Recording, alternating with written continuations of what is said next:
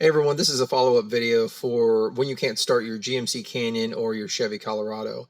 And if you don't know what that video is, I'll leave a link in the description below. Make sure you take a look at that video also.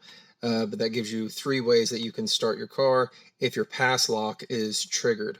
And this is just a follow-up really quick to tell you one more thing that I found, and it's this. So if you're not sure what I'm talking about, your pass lock is this little indicator right here, as you can see here, the little lock with the car.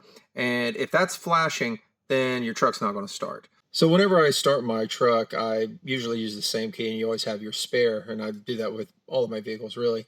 So I started using my spare key, and I was able to start my truck a lot more successfully than with my other one for some reason or another.